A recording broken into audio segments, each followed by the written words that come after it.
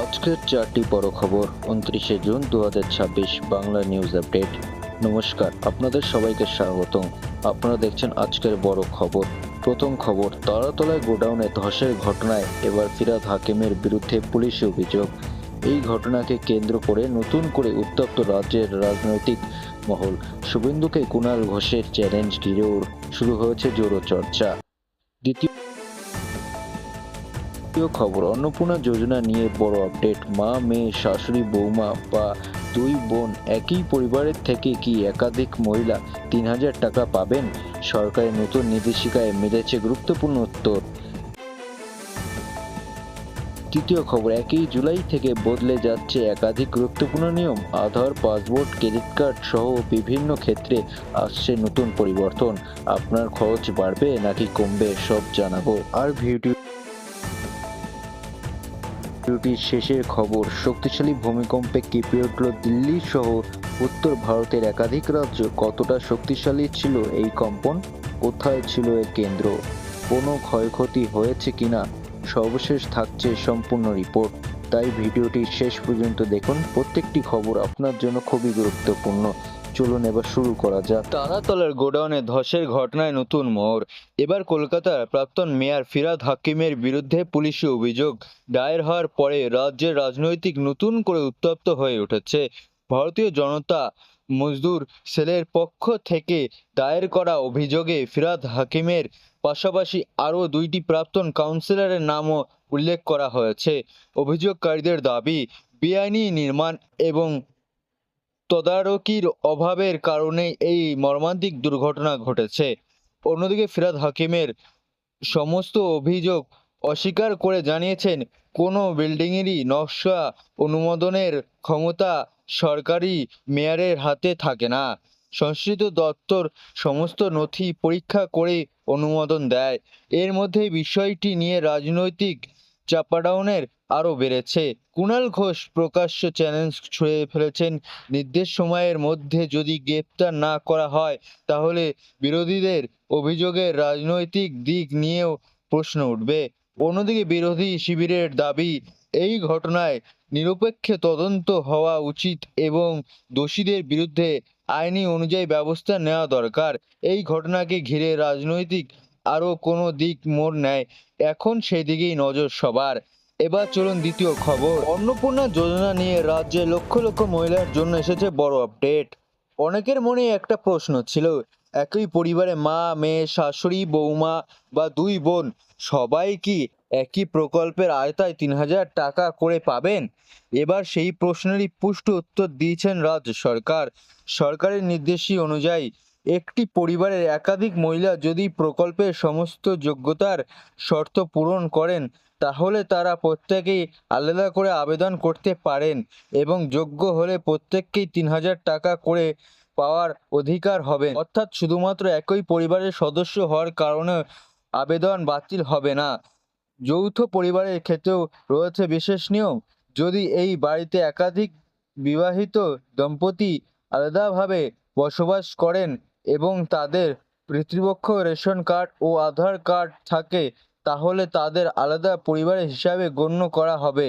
সেক্ষেত্রে প্রতিটি পরিবারের যোগ্য মহিলা আলাদাভাবে এই প্রকল্পের সুবিধা পেতে পারে, তবে মহিলাদের করার জন্য কয়েকটি গুরুত্বপূর্ণ শর্ত মানতেই হবে। আবেদনকারীকে পশ্চিমবঙ্গের স্থায়ী বাসিন্দা হতে হবে, সময় হতে হবে, বয়স হতে হবে 25 থেকে 60 এর মধ্যে, ব্যাংক অ্যাকাউন্ট ডিবিটি পরিষেবা চালু রাখতে হবে এবং আধার কার্ডের সঙ্গে ব্যাংক অ্যাকাউন্টে লিঙ্ক করা বাধ্যতামূলক। এই শর্ত পূরণ না হলেই টাকা অ্যাকাউন্টে জমা না হতে পারে। এদিকে মুখ্যমন্ত্রী জানিয়েছে, আগামী 1 জুলাই আরও প্রায় 1,05,00,000 মহিলা এই প্রকল্পের আওতায় 3,000 টাকা করে তাদের ব্যাংক অ্যাকাউন্টে পাবেন। সেই কারণে যারা আবেদন করেছেন তারা এবার নিজেদের আধার এবং ব্যাংক অ্যাকাউন্ট এবং প্রয়োজনীয় নথিপত্র ঠিক আছে কিনা তা অবশ্যই যাচাই করে নিন। এখন নজর থাকবে আগামী 1 জুলাই থেকে এই প্রকল্পের টাকা কিভাবে এবং কত দ্রুত উপভোক্তাদের ব্যাংকে অ্যাকাউন্টে পৌঁছে যাবে। এবার আসা যাক তৃতীয় নম্বর খবরে। আর মাত্র কয়েকদিনের অপেক্ষা, 1 জুলাই থেকে দেশ জুড়ে কার্যকর হতে চলেছে একাধিক গুরুত্বপূর্ণ নিয়ম। আপনি যদি আমাদের ইউটিউব চ্যানেলে নতুন হয়ে থাকেন তাহলে চ্যানেলটিকে সাবস্ক্রাইব করে পাশে থাকা বেল আইকনটিকে বাজিয়ে দেবেন এবং কমেন্টে আপনার জেলার নামটি লিখে দেবেন। এই পরিবর্তনের প্রভাবে পড়তে পারে আধার কার্ড, পাসপোর্ট এবং ক্রেডিট কার্ড ব্যবহারকারীদের ওপর, তাই আগে থেকেই বিষয়গুলি জেনে রাখা খুবই জরুরি। সবচেয়ে বড় স্বস্তির খবর, আধার ব্যবহারীদের জন্য 1 জুলাই থেকে আগামী 6 মাস অর্থাৎ 31শে ডিসেম্বর পর্যন্ত অনলাইনে আধার ইমেল ঠিকানা আপডেট করা যাবে সম্পূর্ণ বিনামূল্যে।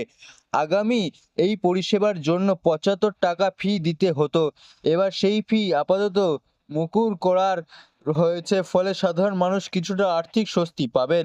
অন্যদিকে যারা নতুন পাসপোর্ট করতে চাইছেন বা পাসপোর্ট নিবন্ধীকরণ পরিকল্পনা করছেন তাদের জন্য রয়েছে খরচ বাড়ার খবর। 1 জুলাই থেকে সাধারণ এবং তৎকালে 2 ধরনেরই পাসপোর্টের পরিষেবা কি বাড়ানো হচ্ছে, ফলে আগের তুলনায় বেশি টাকা খরচ করতে হবে আবেদনকারীদের। তবে 8 বছর পর্যন্ত শিশু এবং 60 বছরের বেশি বয়সী প্রণবদের জন্য কিছু ক্ষেত্রে ছাড় ব্যবস্থাও রাখা হয়েছে। এছাড়াও ক্রেডিট কার্ড ব্যবহারকারীদের জন্য আসছে নতুন নিয়ম, কিছু নির্দেশ কার্ডের রিয়ালিটি পয়েন্ট পাওয়ার নিয়ম পরিবর্তন হচ্ছে, আবার কিছু প্রিমিয়াম কার্ড ব্যবহারকারীদের জন্য বিমানবন্দরে লাউঞ্জ ব্যবহার করার সতর্ক বদলাতে হচ্ছে। তাই আপনি যদি নিয়মিত ক্রেডিট কার্ড ব্যবহার করেন তাহলে আপনার ব্যাংকের নতুন নিয়মগুলি অবশ্যই একবার দেখে নিন। সব মিলিয়ে 1 জুলাই থেকে কার্যকর হওয়ার এই পরিবর্তনগুলি সরাসরি সাধারণ মানুষের দৈনন্দিন জীবন ও খরচের ওপর প্রভাব ফেলতে পারে। তাই শেষ মুহূর্তে সব সমস্যা পড়ে আগে প্রয়োজনীয় তদন্ত জেনে রাখাই সবচেয়ে বুদ্ধিমানের কাজ। এবার চলুন আজকের শেষ এবং গুরুত্বপূর্ণ খবরের দিকে যাই। এবার আসা যাক শেষ খবরে। সন্ধ্যায় শক্তিশালী ভূমিকম্পে কেঁপে উঠল দিল্লি সহ উত্তর ভারতের একাধিক অঞ্চল। হঠাৎ কম্পন অনুভূত হতেই বহু মানুষ আতঙ্কিত, বাড়ি ও অফিস থেকে বেরিয়ে রাস্তায় নেমে আসেন। ভূমিকম্পের প্রাথমিক মাত্রা ছিল রিক্টার স্কেলে 6.2। এর কেন্দ্র ছিল উত্তর পূর্ব আফগানিস্তানে হিন্দুকুশ পার্বত্য অঞ্চল কালাফাগান এলাকার কাছাকাছি। ভূপৃষ্ঠের প্রায় 115 কিলোমিটার গভীরে এই ভূমিকম্পের উৎপত্তি হওয়ার এর কম্পন ভারত, পাকিস্তান, চীন, তাজিকিস্তান, উজবেকিস্তান, কিরগিজস্তান এবং তুর্কমেনিস্তান সহ একাধিক দেশে অনুভূত হয়েছে। দিল্লি, জম্মু কাশ্মীর, পাঞ্জাব, হরিয়ানা এবং উত্তর ভারতের আরও কয়েকটি এলাকায় কয়েক সেকেন্ডে ধরে কম্পন টের পাওয়া বাসিন্দারা অনেকেই ভয়ে বাড়ি ছেড়ে খোলা জায়গায় চলে যান। পাকিস্তানের উত্তরাঞ্চলের একই রকম আতঙ্কের ছবি দেখা যায়। তবে স্বস্তির খবর, এখনো পর্যন্ত বড় ধরনের প্রাণহানি বা ব্যাপক ক্ষয়ক্ষতির খবর সামনে আসেনি। বিশেষজ্ঞদের মতে ভূমিকম্পনের মাত্রা যথেষ্ট শক্তিশালী হলেও এর উৎপত্তি ছিল ভূপৃষ্ঠের অনেক গভীরে হওয়ার ভূপৃষ্ঠে পৌঁছার সময় কম্পনের তীব্রতা অনেকটাই কমে যায়। সেই কারণে বড় ধরনের বিপর্যয় এড়ানো সম্ভব হয়েছে। তবুও প্রশাসনের পক্ষ থেকে পরিস্থিতির ওপর নজর রাখা হচ্ছে। পরবর্তী সময়ে যদি কোনো নতুন তথ্য বা আপডেট সামনে আসে আমরা অবশ্যই আপনাদেরকে জানাবো।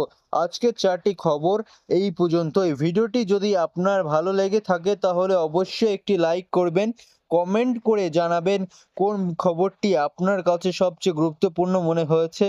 আর এমন নির্ভর ও গুরুত্বপূর্ণ খবর সবার আগে পেতে আমাদের চ্যানেলটিকে সাবস্ক্রাইব করে পাশে থাকা বেল আইকনটিকে অন করে রাখুন। ধন্যবাদ, ভালো থাকুন, সুস্থ থাকুন, আবার দেখা হবে কোনো পরবর্তী খবরে।